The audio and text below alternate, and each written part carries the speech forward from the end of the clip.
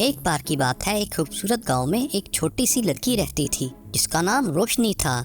روشنی اپنے نام کی طرح ہی روشن اور دلکش تھی۔ ایک دن جب سورج آسمان میں چمک رہا تھا اور پرندے خوشی سے چہچہا رہے تھے، روشنی اپنے باغ میں کھیل رہی تھی۔ وہ اپنے آس پاس کے پھولوں کی خوشبو سے لطف اندوز ہو رہی تھی جب اچانک اس کی نظر ایک چمکدار راستے پر پڑی جو بڑے بہڑ کے درخت کے پیچھے سے نمودار ہوا تھا۔ روشنی کا دل زور سے دھڑکنے لگا۔ اس کے دل میں ایک عجیب سی بے چینی اور تجسس بھر گیا۔ وہ سوچنے لگی کہ یہ راستہ کہاں لے جائے گا۔ بے خوف اور جوش سے بھری روشنی نے اس چمکدار راستے پر چلنے کا فیصلہ کیا۔ جیسے ہی وہ آگے بڑھی، درختوں نے اپنی شاخوں کو اس کے اوپر جھکا لیا جیسے وہ اسے اپنا راز بتا رہے ہوں۔ ہوا میں پھولوں کی خوشبو، پرندوں کے گانے اسے ایک نئے جہاں میں لے جا رہے تھے۔ کچھ دیر بعد روشنی ایک جادوئی جنگل میں پہنچ گئی۔ وہاں کے مناظر نے اس کے دل کو خوشی اور حیرت سے بھر دیا۔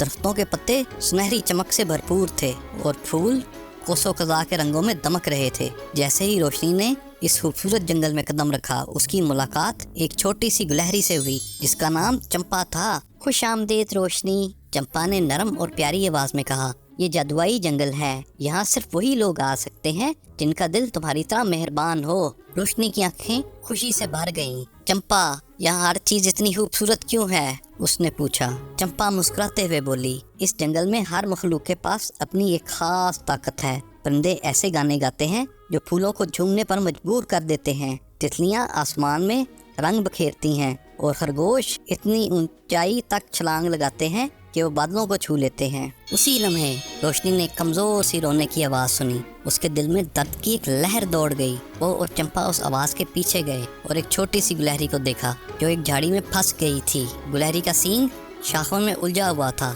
اور اس کی آنکھوں میں اداسی اور بے بسی جھلک رہی تھی۔ روشنی کے دل میں گلہری کے لیے ہمدردی بھر گئی۔ اس نے نرمی سے پوچھا، ہم تمہاری کیسے مدد کر سکتے ہیں؟ چمپا نے سوچتے ہوئے کہا، تمہارے پاس بھی خاص جادو ہے روشنی۔ تمہاری مہربانی تمہاری سب سے بڑی طاقت ہے۔ اگر تم دل سے یقین کرو اور نرمی سے بات کرو تو یہ شاخیں خود ہی گلہری کو آزاد کر دیں گی۔ روشنی کی آنکھوں میں آنسو بھر آئے لیکن وہ مسکرائی اور دھیرے سے بولی، چھوٹے گلہری مت ڈرو، ہم تمہارے ساتھ ہیں، سب ٹھیک ہو جائے گا۔ جیسے ہی روشنی نے یہ کہا، شاخیں نرمی سے گلہری کو آزاد کرنے لگیں۔ گلہری نے خوشی سے روشنی کے گال پر اپنا نرم سر رگڑا اور اس کے سینگ کی چمک پہلے سے بھی زیادہ ہو گئی۔ شکریہ روشنی، گلہری نے جذباتی آواز میں کہا، تمہاری مہربانی نے مجھے آزاد کر دیا ہے، میں اب اپنے خاندان کے پاس واپس جا سکتی ہوں۔ گلہری نے روشنی اور چمپا کو جنگل کے دل میں ہونے والی ایک جادوئی جشن میں مدعو کیا جہاں پر چمکنے والے جگنو، خوشی سے چہچہانے والے پرندے